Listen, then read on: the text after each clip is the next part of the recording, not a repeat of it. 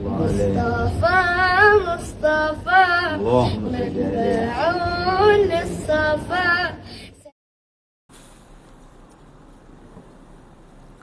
بسم الله الرحمن الرحيم. الحمد لله رب العالمين، الصلاة والسلام على أشرف الأنبياء والمرسلين سيدنا محمد وعلى آله وصحبه أجمعين وبعد. Dalam kitab Al-Hikam yang disusun oleh Imam Ibn Athaillah Sakandari radhiyallahu anhu wa nafa'na bihi wa bi'ulumihi fid dharain amin. Ila an qala, hikmah yang ke 67, al-hikmatus sabi'atu wal sittun. Qaumun aqamahumul haqqu li khidmatihi wa qaumun ikhtassahum bi mahabbatihi. Kullan numiddu ha'ula'i wa ha'ula'i min ata'i rabbik wa ma kana ata'u rabbika mahdzura. Ada satu kaum yang dipilih oleh Allah untuk berkhidmat kepada Allah, dan ada satu kaum yang dikhususkan oleh Allah untuk diberi anugerah kasih dan sayang oleh Allah. Firman Allah, masing-masing kami agihkan kepada mereka dan kepada yang lain daripada pemberian Tuhanmu, wahai Rasulullah Muhammad, dan sungguh pemberian Tuhanmu tiada sesiapa yang menghalang. Kata-kata ini memberikan penerangan kepada kita mengenai kuasa mutlak kepada Allah Subhanahu wa Ta'ala untuk berbuat kepada makhluknya tanpa ada sesiapa yang mempertikai dan mempersoal kepada Allah atas perbuatannya, baik pada ciptaan makhluk mukallaf seperti jin dan manusia ataupun makhluk-makhluk yang lainnya. Tiada sebab untuk manusia mempertikai kepada Allah, kenapa saya diciptakan sebagai manusia dan bukan sebagai jin, atau sebaliknya, jin akan mempertikai kepada Allah, kenapa aku diciptakan sebagai jin dan bukan manusia. Kehendak mutlak Allah pada ciptaannya, tiada sesiapa yang boleh mempertikai, kerana pada setiap ciptaan Allah ada hikmah yang tidak dapat dikesan oleh manusia ataupun jin. Kerana keluasan ilmunya Allah yang pada kehendaknya itu bergantung dengan ilmunya yang luas lagi bijaksana, maka pada ciptaannya tersimpan hikmah yang tidak dapat dikesan oleh akal manusia ataupun jin ataupun malaikat. Oleh sebab yang demikian, Allah berfirman, la yus'al amma yaf'al wa hum yus'alun. Allah tidak disoal atas apa yang dibuat oleh Allah, sementara manusia ataupun makhluk akan disoal oleh Allah Subhanahu wa Ta'ala. Wala yuhituna, dalam Al-Quran, dalam ayat Al-Kursi, Allah Subhanahu wa Ta'ala berfirman, tiada sesiapa yang meliputi segala sesuatu dengan ilmu kecuali Allah.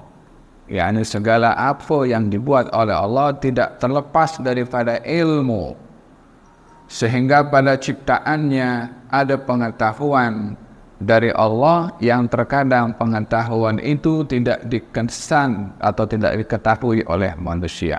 Oleh sebab itu, pada setengah perkara manusia hanya boleh pasrah dan juga menerima ke atas apa yang ditentukan oleh Allah Subhanahu wa Ta'ala. Ini yang pertama. Yang kedua adalah Allah Subhanahu wa Ta'ala menciptakan makhluknya daripada kalangan manusia ada pelbagai. Ada yang dipilih oleh Allah menjadi nabi dan bukan rasul. Ada yang dipilih oleh Allah untuk menjadi rasul dan nabi. Ada yang dipilih oleh Allah untuk menjadi wali. Ada yang dipilih oleh Allah untuk menjadi syahid. Ada yang dipilih oleh Allah untuk menjadi alim. Ada yang dipilih oleh Allah untuk menjadi ahli ibadat. Ada yang dipilih oleh Allah untuk menjadi orang yang ahli dalam berniaga. Ada yang dipilih oleh Allah sebagai engineer. Dan pelbagai kepakaran dan keahlian yang diagihkan oleh Allah, yang kesemua itu adalah anugerah dan hadiah daripada Allah kepada manusia, yang satu dengan yang lain akan mengambil manfaat dengan kebolehan yang diberikan oleh Allah kepada setengah manusia. Manusia yang diberi kebolehan, doanya mustajab, didatangi untuk dimintai doa oleh orang lain. Manusia yang ada kebolehan untuk membangun bangunan, maka didatangi untuk membangun rumah orang yang doanya mustajab. Orang yang rumahnya doa mustajab, dia tak mungkin bangun rumah sendiri karena dia bukan ahli dalam pembangunan. Dia akan datang pergi arkitek atau kepada muhandis untuk bangun rumah. Jadi saling memerlukan, dan kesemua kebolehan yang ada, baik mustajabnya doa, ilmu, kepakaran, kemahiran, kebolehan, semua itu adalah agihan dari Allah Subhanahu wa Ta'ala kepada manusia untuk saling dimanfaatkan oleh manusia tersebut. Dalam hal ini tiada sesiapa yang mempertikai kenapa saya jadi engineer bukan jadi orang alim. Kenapa saya jadi orang ahli dalam manajemen dan bukan seorang yang doanya mustajab, atau orang yang memiliki ilmu agama dan seterusnya, karena masing-masing diberikan oleh Allah untuk dimanfaatkan oleh yang lainnya. Di antara pilihan Allah kepada sekian ramai makhluknya, ada yang dipilih oleh Allah untuk berkhidmat kepadanya, dan ada yang dipilih oleh Allah untuk dikasihi oleh Allah. Ada dua golongan dalam kata hikmah ini, di antara makhluk yang dipilih oleh Allah untuk menjadi orang yang berkhidmat kepada Allah, dan ada makhluk yang dipilih untuk dikasihi oleh Allah. Dalam hal ini, sebagaimana saya katakan di awal, tidak ada yang boleh mempertikaikan kenapa saya dipilih menjadi makhluk yang berkhidmat bukan dikasihi, atau sebaliknya, kenapa menjadi makhluk yang dikasihi dan disayangi bukan sebagai makhluk yang berkhidmat. Walaupun kedua-duanya baik di sisi Allah Subhanahu wa Ta'ala dengan ketaatan yang ada pada mereka, hanya kategori mereka itu berbeza di sisi Allah Subhanahu wa Ta'ala. Dalam kata-kata hikmah ini, mereka yang dipilih oleh Allah untuk berkhidmat kepada Allah adalah mereka orang yang ahli ibadah, yang menghabiskan waktunya untuk beribadah kepada Allah Subhanahu wa Ta'ala, baik itu dengan hartanya, baik itu dengan zikirnya, baik itu dengan salatnya, dengan puasanya. Tetapi ada orang yang dipilih oleh Allah untuk mendapatkan cinta, yaitu mereka orang-orang alim, orang-orang yang berilmu. Dengan demikian, ada dua perbezaan antara orang yang dipilih oleh Allah sebagai orang ahli ibadah dan orang dipilih oleh Allah untuk menjadi orang yang berilmu. Kedua-duanya baik di sisi Allah. Hanya kemuliaan orang yang berilmu lebih baik daripada orang yang beribadah.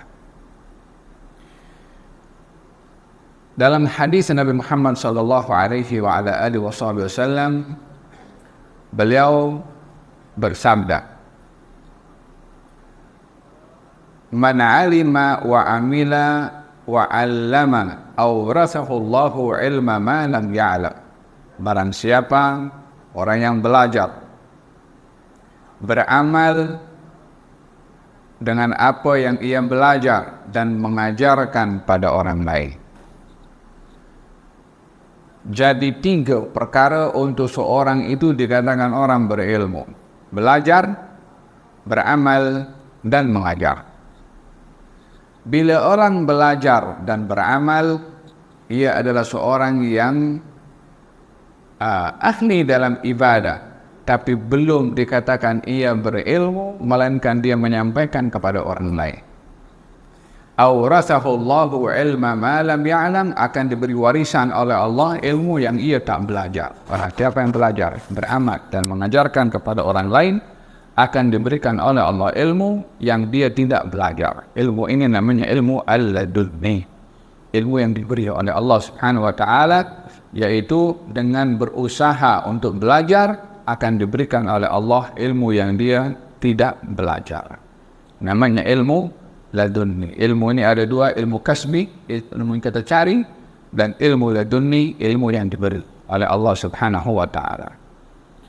Di dalam Al-Quranul Karim Allah menyebutkan tentang objektif daripada ibadah itu sendiri. Katanya, "Wa ma khalaqtul jinna wal insa illa liya'budun." Aku tidak ciptakan jin dan manusia kecuali liya'budun. Apa itu liya'budun? Liya'rifun, untuk kenal aku. Ada perbezaan orang beribadah tanpa penghayatan ma'rifah kepada Allah dengan orang beribadah dengan penghayatan ma'rifah kepada Allah Subhanahu wa taala. Orang yang beribadah dengan ilmu akan lebih berkesan pada ibadahnya berbandingkan orang beribadah tanpa ilmu. Bahkan khawatir orang beribadah tanpa ilmu tergelincir kepada kekeliruan tanpa disedari karena kejahilannya pada ibadah yang ia lakukan. Seorang bernama Imam Abdullah bin Sahal At-Tusturi katanya, "Ma ubidallahu bi syai'in adarra minal jahli."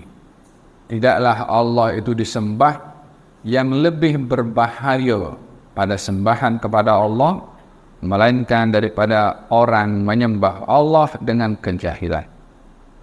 yakni dia beribadah tapi jahil, sehingga terkadang dia tak tahu perbuatannya itu menyimpang, salah, bahkan mungkar, karena tak tahu, bahkan dia mendakwa dia melakukan satu ibadah.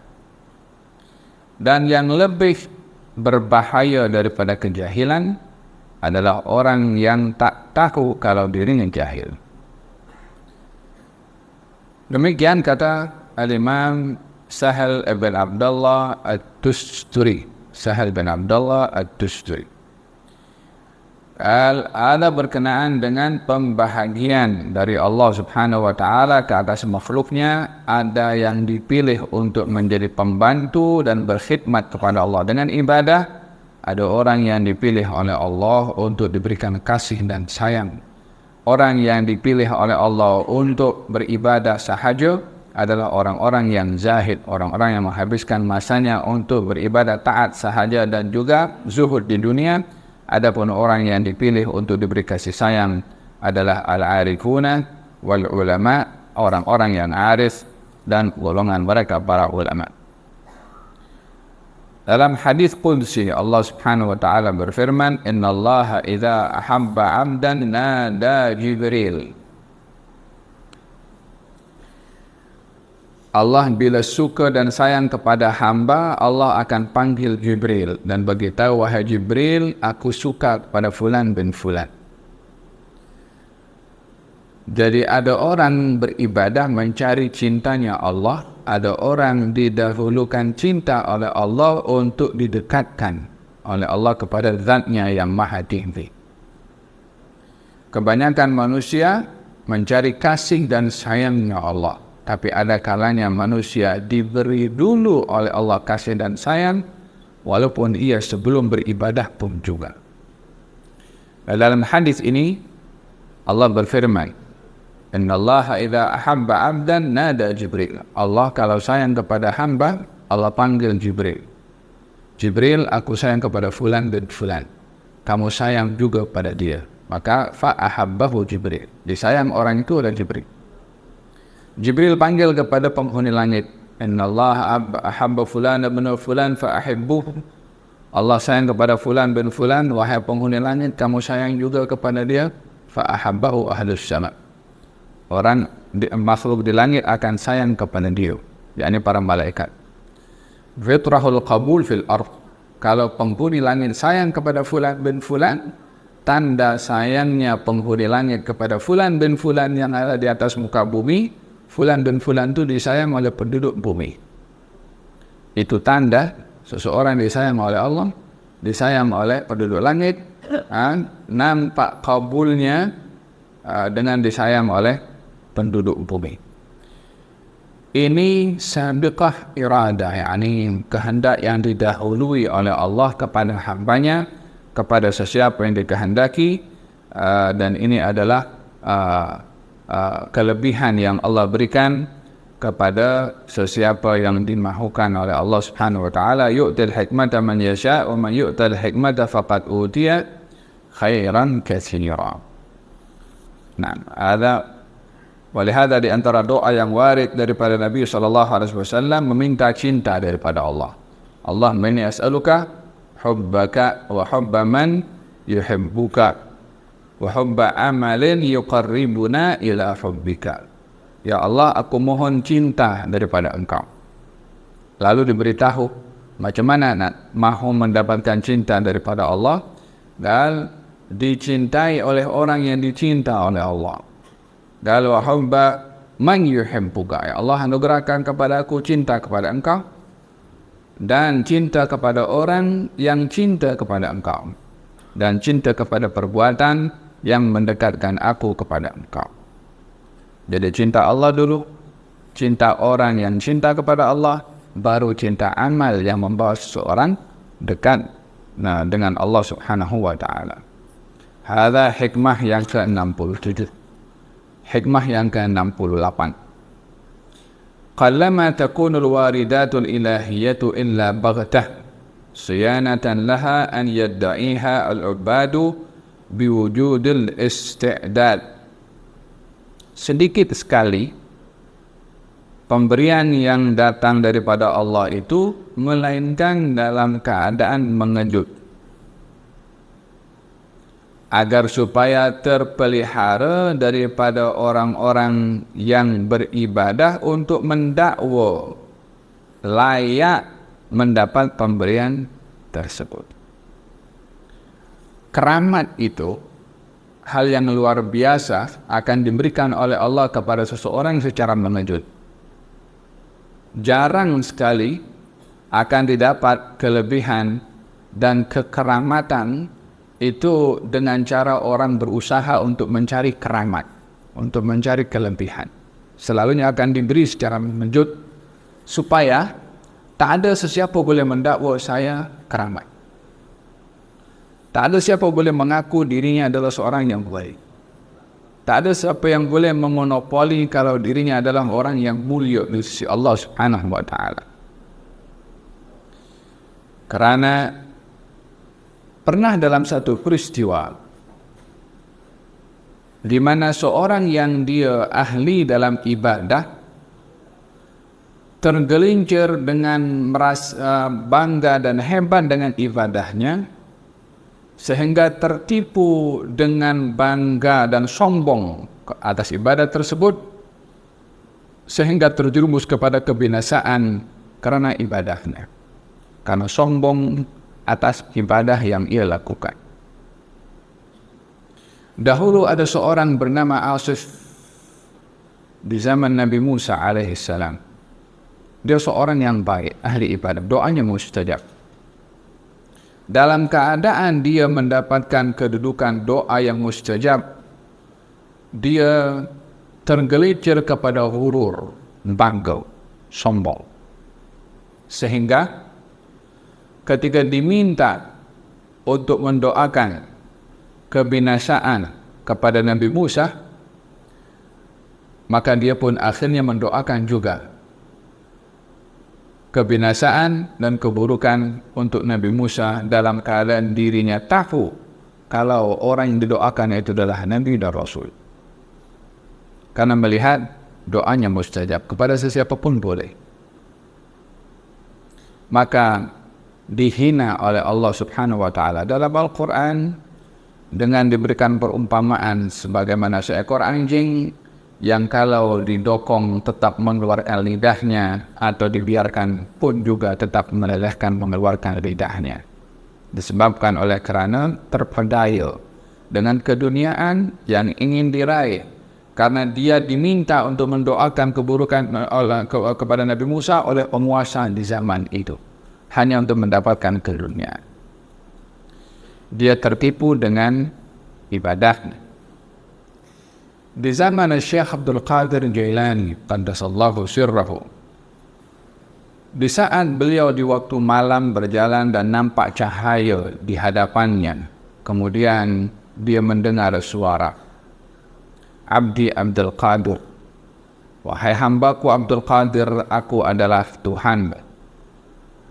Aku gugurkan segala kewajiban yang aku wajibkan kepada engkau, dan engkau boleh berbuat apa saja yang engkau inginkan.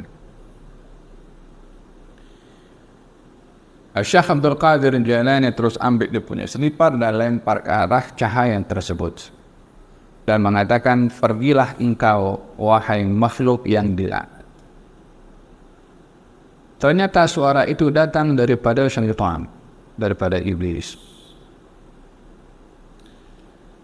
Kata iblis mengatakan kepada Syekh Abdul Qadir, bagaimana kamu boleh tahu kalau aku adalah makhluk yang mengganggu kepada engkau? Dan aku sudah berjaya menyesatkan sekian ramai orang yang ahli dalam ibadah dengan cara tadi. Ini nampak suatu hal yang luar biasa. Lebih-lebih lagi kalau orang sedang beribadah kepada Allah Subhanahu wa taala, baik dengan zikirnya, dengan etikafnya, dengan qiyamul lailnya atau dengan khalwahnya, nampak sesuatu luar biasa. Atau dalam perasaan ada sesuatu yang luar biasa. Bila seseorang itu mendakwa dengan apa yang berlaku kepada dirinya, satu hal yang luar biasa, dan dia sudah menjadi hebat dengan sesuatu yang berlaku kepadanya, di sini permulaan ketergelinciran kepada orang tersebut.